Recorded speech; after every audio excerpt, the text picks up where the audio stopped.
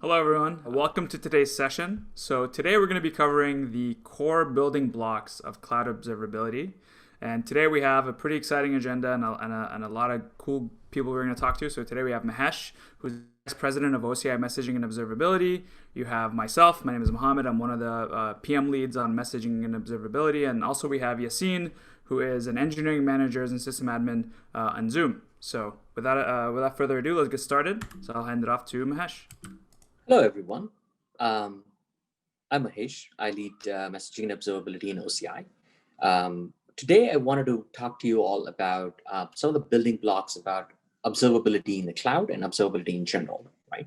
The key takeaways that I would love for everyone to know is why is observability hard and how has it evolved? Two, what are some of the key building blocks of cloud observability and things to think about as you start planning your application and moving them into the cloud, or for other purposes, what are the best practices to do observability?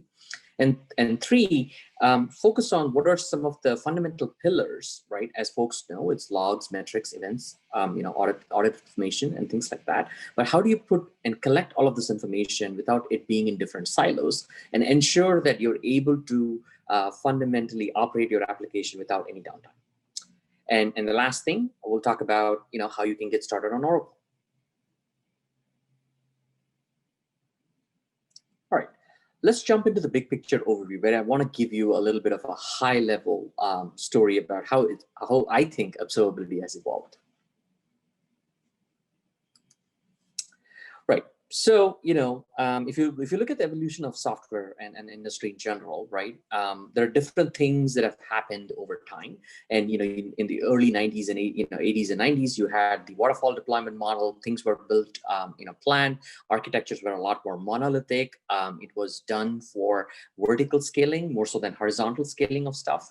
Things were a lot more on the physical server and, all privately managed data centers, right? But the evolution itself has transitioned from that model down to more agile waterfall model, applications that have n-tier architectures, a lot more hosted and virtual machines. But if you look at a stance on where we are, we have DevOps as a new standard where developers are a lot more engaged with the operations teams, and application architectures are evolved into a lot more microservices. We have containers, and obviously the cloud, and a lot of this is deployed in the cloud, but it's also not deployed on the cloud. It could be in on-premises too. Now you have the evolution of these enterprise organizations that has gone through this journey. You have footprint present in each one of these different models, right? Even if your development process has changed, but architecturally your application, the way it's packaged, the way it's maintained, the way it's running has not fundamentally changed. So this is a hard problem. And so today I want to talk a little bit about the evolution of the stack itself and kind of unpack how people should think about observability from my perspective. Okay, so if I were to kind of like unpack the architecture and look at a proper application that end customers build, obviously the core infrastructure is at the base of it, right? When you think about the core infrastructure, this could be anything that's related to the network. It could be related to the infrastructure that is, probably your bare metal machines, or even your virtual machines, or specific things that are happening at your storage layer, things like that. So there's a lot of information, be it logs or metrics, that needs to be collected for you to understand are those parts of the stack actually affecting your ability to run your application and have a lot of uptime. And then when you start thinking about at the next level, you have the database, right? More often than not, what is your data storage layer, and what are the different pieces that involve you to have the right level of monitoring and metrics for your database tier. Next slide. And at the database level, once again, very similarly, you care a lot about what is happening to my database as a whole. As I start pushing more information, or my load on my application fundamentally increases, how is it behaving? And you have various different patterns that in the ways in which the data is actually queried from the database, and the plans change over time based on customer interaction, and your ability to tune constantly your database for that, getting the peak performance for your application is something that you need to measure and monitor. And as you start thinking about, next slide. As you start thinking about the next tiers, right, there could be a messaging tier, there could be something specific to the application that is responsible for exchanging information. So there's a lot of information, the core application itself has lots of information about how it's performing, how it's behaving. And in most cases, it's custom. Sometimes you have pre-baked in application that comes with metrics and logs, but then you also want to get detailed information about what's happening with the app. Then you start looking at, from an application perspective, especially for scalable apps, you have things that you want to be able to measure or sample and understand, hey, the calls that are going through my application stack, where is the exact problem? So the needle in the haystack problem is very hard to identify, and having the right tools and the ability to be able to auto instrument some of those things across your stack and be able to find that needle in a haystack is also hard. And then finally, while you have these different parts of the application, but at the end of the day, what really matters is that end customer experience. Are they jumping on a browser to be able to see your website, or are they using it from a phone? So having that perspective about that end-to-end observability is very critical for operating any large-scale application. And so now that you take a step back and see, oh, cool, now I have so many layers in my entire stack, and I need to be able to collect information across the board. So, and if you look at the evolution of observability along with the industry, you see that there's lots of different tools. There's tools that are very specific to doing database monitoring. There's tools that are very specific to infrastructure information. There's tools that are custom built or purpose built for really doing application performance monitoring, right? But at the end of the day, and even if you go back in and look inside your enterprise, more often than not, you'd find 10 different or 20 different solutions that really helps you manage and monitor your application end to end. So, and I think that's really hard. And more often than not, it gets siloed, right? It gets siloed to say, hey, the database team is actually going to have its own monitoring. And then, a lot of times when you really think about how do I fundamentally move the needle on making my application better, you're not able to, identify that core set of issues that makes your application better. Next slide. And then lastly, you have the notion of, hey, deep third-party integrations. So, in many cases, there are lots of really good vendors that offer deep integration that we partner with as well, but who offer integration in terms of ability to have a simple on-call dashboard, or ability to see all the tickets and issues that my operations team is actually looking at, the ability to integrate so I can get a phone call when there is a critical alarm or a critical alert that is actually firing in my environment. So the data that is being collected and the actions that could be taken finally get actionable by integrating with all of these systems together, right? And putting all of these pieces together is what creates your observability posture or your operational posture that gives you the least time to detect. So we'll talk a little bit about how we think about it, and I'll give you some tips and tricks, and then I'll let Mohammed jump in. So next slide. All right. So on first pillar, I want to think about resources in general, right? When I say resources, I think of them as anything at the infrastructure level or anything across the stack that we just walked through, right? And they could be running in any different environment. It could be on premises, it could be in another cloud, it could be in Oracle Cloud. It doesn't matter. But fundamentally, your application could be running any of these different places. And you need the ability to be able to bring all of this information together, be able to maintain your operational posture, so you're not investing in 10 different tools, right? So those are your left side. Then you start thinking about, okay, what is the type of data that I'm collecting, right? More often than not, when the data is being collected, it gets siloed into different data stores where the information and the correlation cannot really happen for you to solve that fundamental problem. So, be it the audit information that is coming in from, the individual cloud providers in that case, or it could be the events that are originating from actions that are taken on the platform. Or it could be the logs at every layer that we just walked through and the metrics, right? So now when you collect all of this information together, at the end of the day, you have the application and you care about the actions that you need to take to ensure your application runs at peak performance and without any downtime. So, and you look at, okay, what are the tools that need to be available for you to start taking these actions? You want these individual data services or the storage systems, all of them to be able to coexist, be able to integrate deeply, and function together as one collective platform that solves your problem of looking at availability and maintaining your uptime for your application. So from our perspective or Oracle, we're going to go, my team will walk you through all the different pieces, but fundamentally we have ensured that a customer is able to monitor and manage their application end to end without actually worrying about treating them as different silos. And the last piece of the puzzle is, I talked about on-premises environment, I talked about all of the different tools that you have, but we don't want, we understand that changing the observability and management platform that you use or changing your operational posture is not that easy. It takes time. It takes, it's not something that can happen overnight. So while we do all of this, we also ensure that customers are able to easily move the data from the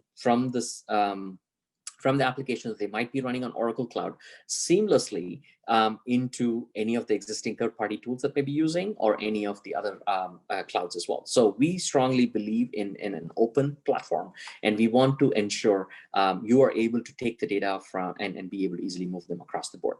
And the last piece of the puzzle that I want to really address is how we solve that problem, right? More often than not, everybody comes up with their own data schemes, data types, and it's hard for tools, and you end up spending a lot more time configuring your parsing or your data normalization efforts, even for something as basic as like, hey, I just want to get my Kafka metrics, right? So, or Kafka logs.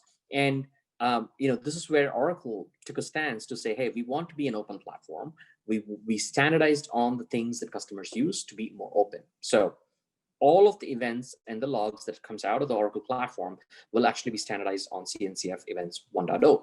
And for the data collection from the machines for custom logs that could be running against your application, Fluentd is an open standard that a lot of customers actually really like and use, and it's very well adopted by the community. In most cases, some of you might already have plugins that you've pre-built for Fluentd, and we want to ensure that you're able to bring that into the cloud without having to worry about rebuilding or using a separate agent and stuff like that. So that's another key piece that we spent a lot of time. And very similarly on the application performance monitoring, we support open telemetry standards as well. So overall, what you will see is this interoperability and the ability to easily move data and our ability to meet where customers are and actually adopt these open standards are very important for developers. So they're actually focused on not trying to pick the right tool, but ensure that the tools that they pick actually cater to all the different types of data sources and data types and things that come into the platform.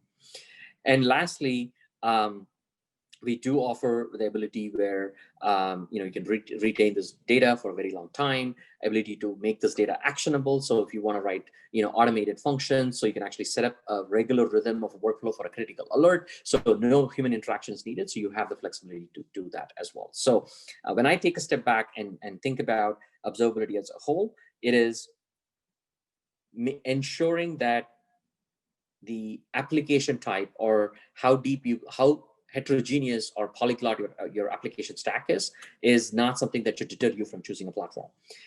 Ensuring that the platform that you choose actually has all of those capabilities is key. Taking a look at what are the standards, how easy it is to use and configure and get started without actually affecting your existing operational posture is super important, right? So with that, I'm going to hand it off to Mohammed to jump to the next slide. Great. Thanks, Mahesh. So as Mahesh mentioned, there's a lot of really critical building blocks to making sure you have a complete picture of observability, regardless of what workloads you're running, if it's on one cloud, multi-cloud, on-prem, etc. So let's start to dig into some of these key building blocks right now. So the very first one that I want to talk about is logs. So everyone's familiar with logs. You're going to have logs coming from everywhere. But let's talk a little bit about what it means to actually ingest logs, analyze logs, and integrate them. So at a high level, when you think about logging in the cloud, you can really break down the problem into three fundamental pillars. So the very first thing that you want to do, and often this is where most people start, is you want to be able to collect and manage all of these logs from n different locations into one central spot. One common pain point that a lot of people have when they start off with logging is that they'll often have logs in different disjoint products or different disjoint stores, and it's really a pain to actually go in and do any end-to-end analysis. So the very first problem that you want to solve is, how do I get my logs, whether it's something coming from a cloud provider or something that's coming from my own application. So that could be, for example, my own application logs, my own security logs, or the cloud provider's audit logs, or their own performance and diagnostic logs. How do I get all of those into one system where I can manage them and secure them? Not only that, but you want to make sure you want to normalize all of these things in a common way so that you're able to actually make sense of them when you analyze them. So that's the first problem, collecting and managing. The second problem, or the second key pillar when it comes to logging in the cloud, is once all of those things are in the system, then you want to actually analyze them. You want to correlate across them. You want to go in and debug issues and slice and dice and do threat hunting and do all of the things that you'd expect that you'd want to do during any investigation or any business analytics or anything like that. So that's the second key thing. You want to be able to analyze, perform anomaly detection, machine learning, all of the things that you would expect on top of all of your logs. And then finally, the last thing is you want to be able to integrate and take action. So you have all the logs in the system, you just did an investigation, you found an issue. Now what? Well, you can actually go in and now go, for example, remediate something. Go trigger an automatic remediation, go archive that log for compliance, go, for example, emit a notification, or integrate with a SIEM, or integrate with any third party, for example, SOAR provider. So these are the three key building blocks that we see for logging. So when we look at how we solve this problem today in OCI, one of the first key building blocks that we actually built to solve these problems is OCI Logging and Service Connector Hub. So one of the first problem that we had, and a lot of our customers actually had, was there's a lot of different logs that can come when you're running workloads in the cloud and on-prem and even multi-clouds. So we wanted to give customers a simple and centralized spot to enable logging on any cloud resource, as well as to easily ingest logs from their own applications. Once all of those things are in the system, we let them do easy slicing and dicing and aggregation on their logs. And we also give them the ability to do these if this then that style rules to be able to come in and take a log and take an action on it. So for example, I can come in and I can go, for example, emit a notification every time I see an error. Or I can go, for example, and archive a log every time I see something suspicious. And then finally, we wanted to make sure that this key building block to ingest and to manage and to export your logs is actually built on open standards. So that means leveraging FluentD, like Mahesh mentioned, to actually come in and ingest your logs, and also leveraging the Cloud Native Computing Foundation Cloud Events spec to be able to normalize all of your data into a common cloud native way to describe what's happening. So this is the first building block, which is OCI Logging and Service Connector Hub. The second key building block that we built in OCI to solve this problem is logging analytics. So more often than not, when you come in and you do these investigations, you need to go into the next level when it comes to the analytics. And this is what this product provides. It provides you the ability to come in and do data analysis and exploration and machine learning algorithms that come in and let you do anomaly detection, clustering, bucketing, classifying of issues. It'll let you go in and retroactively pull in a whole bunch of old data and perform analysis on it, and it'll also let you take advantage of a whole bunch of powerful out-of-the-box parsers and things that understands errors in your applications for you out of the box. So this second piece, logging analytics, really lets you go in and take analysis to the next level. Mahesh also mentioned a little bit about, well, at the end of the day, you're going to have applications that are running, and these things could be running at the end of the day on a client like a browser or a mobile app. So you want to actually get an end-to-end picture of not just what's happening in your infrastructure and what's not just happening in your hosts and fleet, but also what's happening directly in the customer experience. And this is where APM, or Application Performance Monitoring, comes in. So again, one of the key things that you can do with this, and one of the key problems that this solves, is it really allows you to go in and monitor the actual end user experience. It lets you go not only just go ingest traces and do distributed tracing, but it also lets you do things like synthetic monitoring, where you're able to come in and run very pinpoint proactive monitoring probes across the globe. So another key thing here is we wanted to make sure that, just like with FluentD and Cloud Events, we're true to the actual open standard approach. So with this, we're also adopting open tracing and open metrics to make it so that it's easy and compatible for you to actually come in and ingest these traces. So these are the three key areas that we've invested in on our side in OCI to kind of solve this holistic logging problem. So let's go take a quick demo that kind of shows you this in action in real time. So the first demo that we're going to walk into is how to actually enable and ingest logging on a cloud resource in OCI. So let's take a look. OCI logging makes it very easy to enable logs on your existing OCI resources. So you can do this in two spots. You can do this first in the central log management page, or you could do it directly on the resource itself. I'll show you both today. So to start off, let's look at the log management page. You're going to see this enable service logs UX, and when you click this button, the very first thing that you'll be prompted to do is to select the resource that you want to enable logs on. So here I'm going to select the resource compartment where my resource lives. I'm going to select the service of that resource. So for example, here object storage, and then I'll select the actual resource itself. So in this case, I'm selecting my bucket. So every single resource can have different kinds of logs emitted for it. And this is what a log category is. So for example, here you see that this bucket can emit read access logs as well as write access logs. Different resources have different log categories. So in this example, I'm going to select read access events. And then finally, I'm going to give it a name. So I'm going to name it my bucket read logs. And that's it. And then you just click enable. And just like that, your log is being created for you. The second place where you can do this is actually directly on the resource itself. So to do this, you can navigate to the actual resource page. For example, here I'm on the resource page of my bucket, and you'll see this brand new logs tab.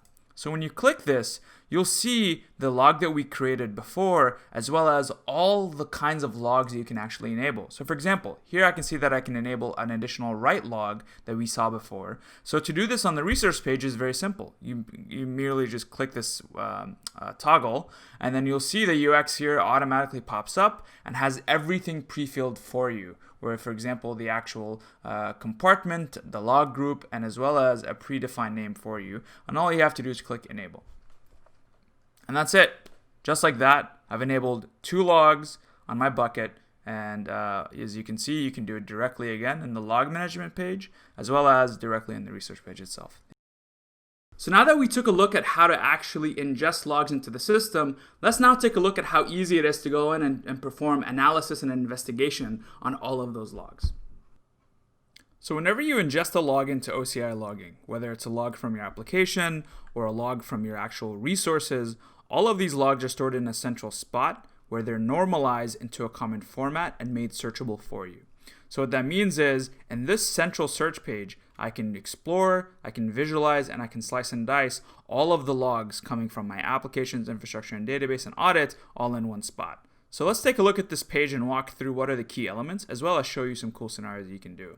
So the first thing that you'll see is this top section here. And the first thing that you'll see is the filter field, which allows me to actually come in and type in specific filters. So for example, I can start typing and automatically it will populate all of the columns and the fields that exist in my log. So for example, here I could say where type equals, and it'll also populate all of the values that exist in my current scope. So this is a very easy way for you to come in and actually slice and dice by any property that exists in your logs, and also easily view all of the fields that you can actually match against. You can do existing properties, as well as you can just do full text search if you need to. The second thing that you'll see is the actual log scope selector. So as we discussed before, you can have compartments, you can have log groups inside of compartments, and then inside of that you can have individual logs. You can actually choose to search over 1 log, 2 logs, or literally search over the entire compartment as well. OCI logging gives you the flexibility to search over whatever you want in whatever scope you define.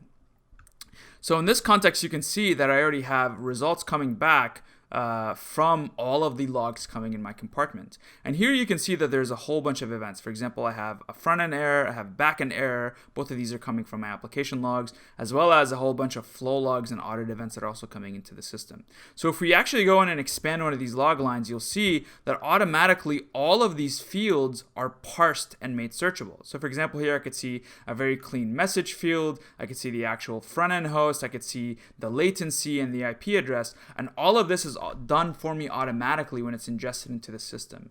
And not only that, all of these log lines, whether it's coming from application or infrastructure or audit, is normalized into the open source Cloud Events format, which makes it easy and provides me a common way to actually slice and dice my logs. So in this example, I can also go in and do visualizations. So here, I just took all of my actual events and did a very simple bar count of the number of events over time. I can also technically come in and do aggregations by specific fields that exist in my logs. So technically, any log that exists, any property that exists in my log, I can actually go in and do group bys. For example, I can go in and say, I want to group by the actual action. So here you can see I have a breakdown of the number of rejects, the number of accepts. I can also do it by type. So for example, here you can see that I have majority of my logs that are coming in are flow logs, as well as I have some compute instance and service API calls that are happening as well.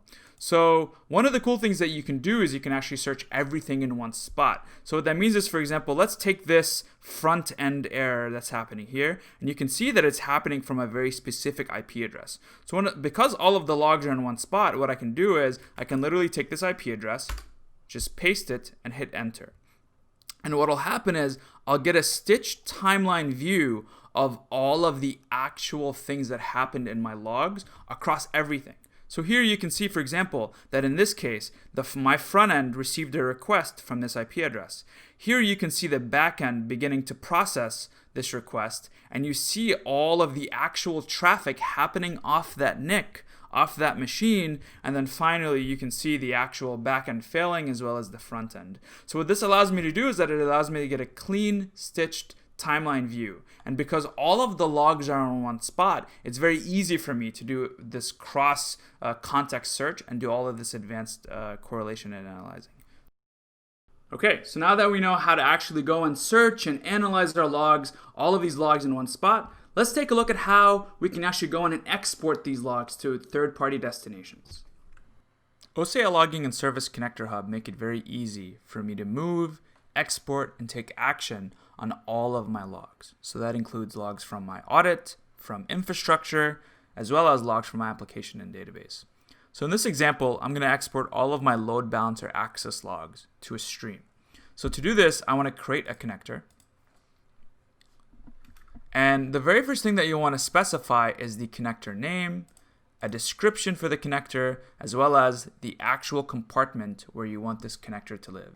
So for example, here I just named it load balancer export, as well as just a rough description that says, hey, this is exporting my load balancer access logs to a stream. After that, you want to actually configure the connector. So this is done in 2 or 3 very easy steps. First, you want to select the source as logging and the destination as streaming. You can see there's other supported targets and destinations as well. For example, I can go invoke a function, I can emit a log-based metric, I can fire off a notification with the notification service, or I can archive the actual log to an object storage bucket. In this example, I'm just going to go dump it to a stream. So after that, you want to actually select what is the log that you want to be exported. So here, you can select the compartment where your logs live, the exact log group, as well as the individual log that you want to export. So for example, here, I can select exactly the load balancer access logs. I can also add in multiple logs into the scope. So for example, I can add in another log from my log group, or I can actually just choose to export the entire log group or the entire compartment. And this makes it very easy for me to actually only do everything that I need to with one connector. So in this case, I just want my load balancer access logs.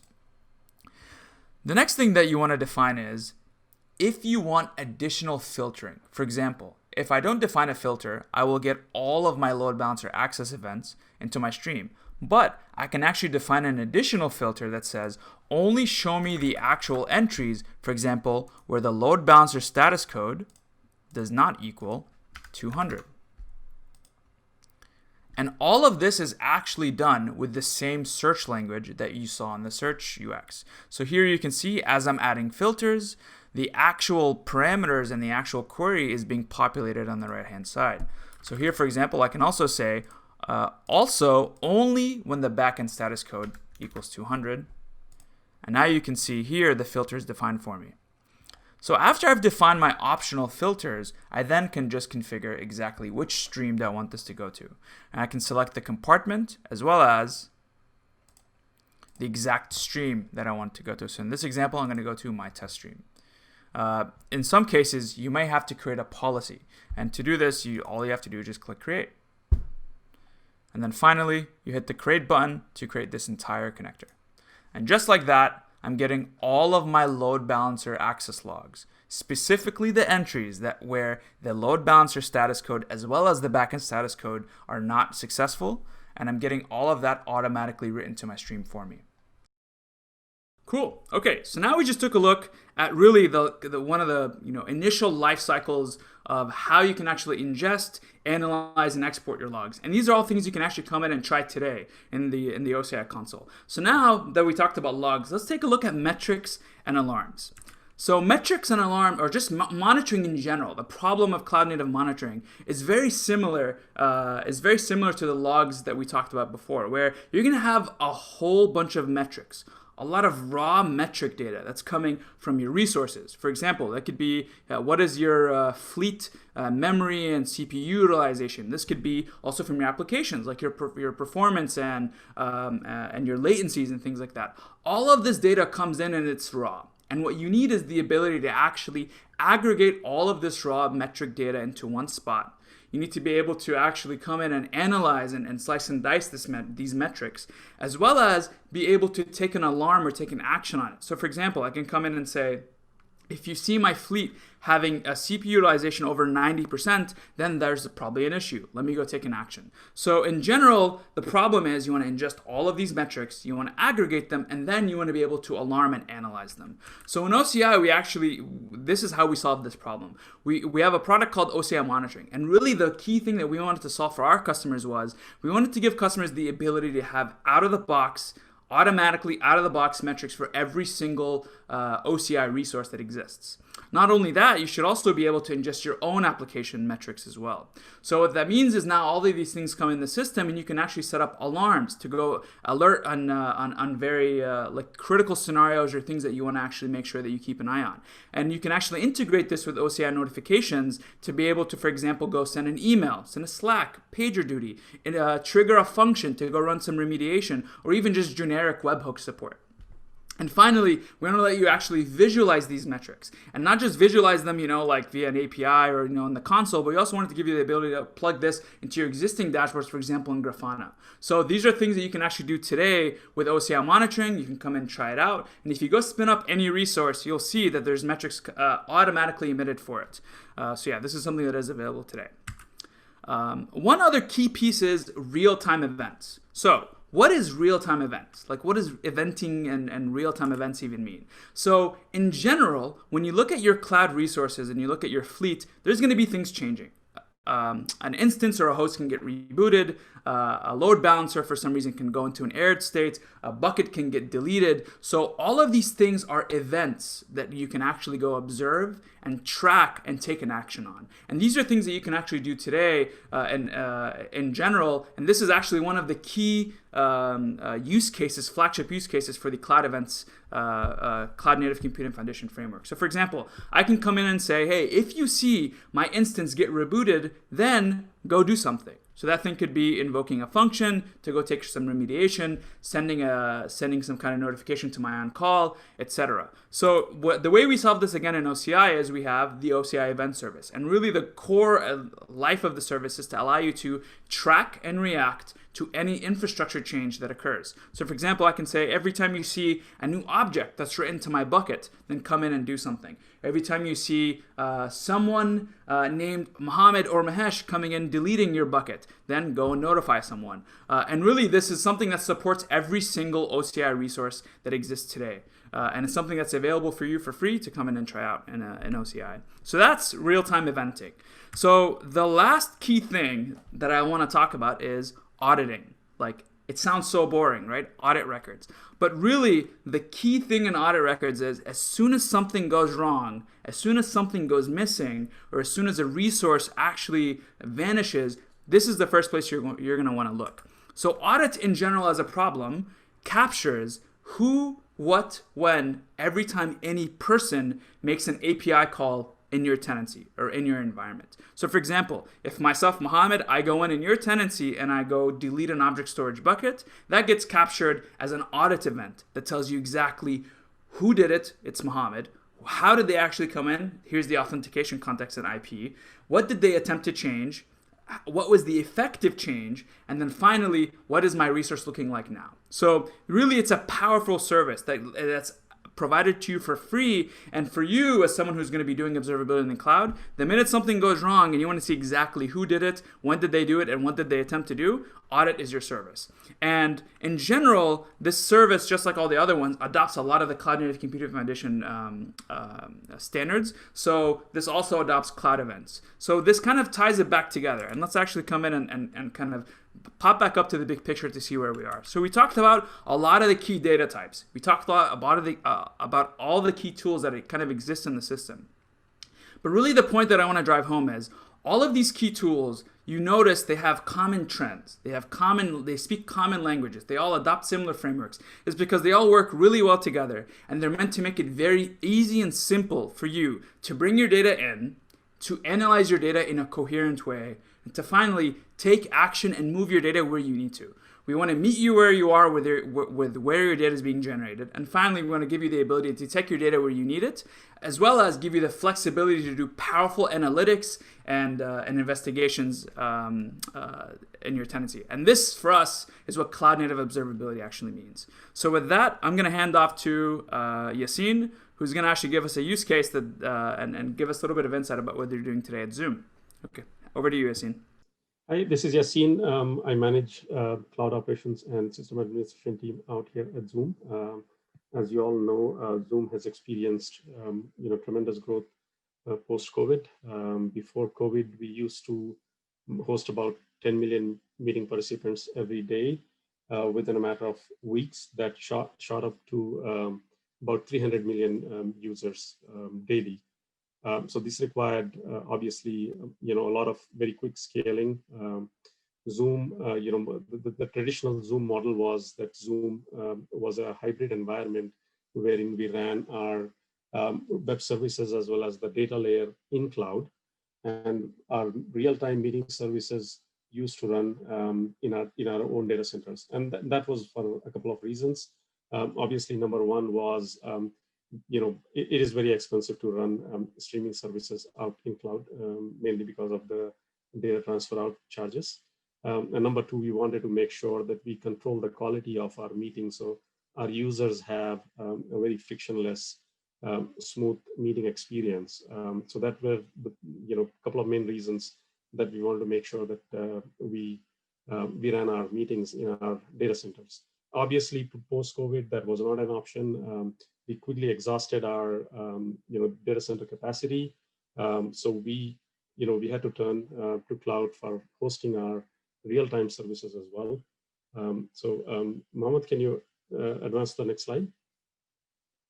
All right, that shows our tremendous growth within a matter of weeks. As I said, in March, as you can see there, we were about at 10 million, and then we went to over 300 million within weeks. Next slide, please.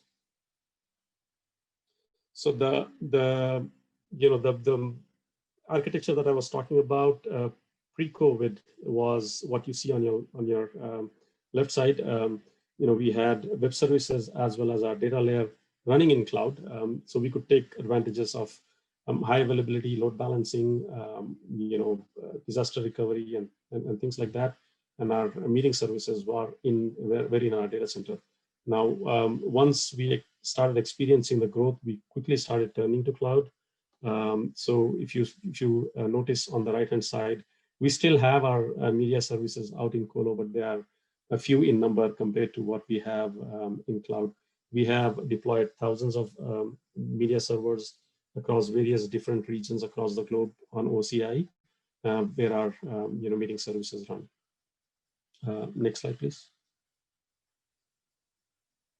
So this is just to give you an idea on the timeline. As I was mentioning, we not only had to scale up our meeting services, meeting servers, but we also had to scale up our web infrastructure, our XMPP, which is our chat infrastructure, document management. We had to scale up our log services quite a bit, configure new web gateways and things like that. With this very quick scaling up of our infrastructure, the observability tools became extremely critical, because obviously we want to make sure that we not only scale our services, but we scale it in a very controlled manner where we are able to observe the different metrics, make sure there's no problem with our services, and making sure that the customers have the same experience that they used to have when we ran the meeting services in our data centers. As I mentioned, these massive growth, we scaled up 5 to 8 times. Some of the infrastructure, like for example, meeting services, were scaled up almost like 20 times what we had in our data centers. So with this massive growth, the piece that became very important was obviously monitoring, logging, and making all those logs very actionable and very quickly. Obviously OCI Management Console gives us that single pane of glass where we can monitor all the data, alarms, all the OCI alarms allow us to proactively address the issues even before they come up. So in order for us to be able to maintain the services up and running. We are currently actually ingesting VPN flow logs into our SIEM tool using functions. So as Mohammed mentioned, as well as Mahesh, we ingest them and then we analyze them as well, pretty much on a real-time basis, just to make sure that we do not have any anomalies with our traffic patterns and things like that. So OCI infrastructure obviously gives us both the flexibility as well as to easily scale all these observability tools in order for us to be able to run our operations smoothly. I think that's all I have. Thank you very much. And if you have any questions, let me know. Great, awesome. Thanks, Yassine. So yeah, hopefully that should give you all a good overview of the key core building blocks of observability and how they're being used today at scale. Thanks again for joining. Thank you.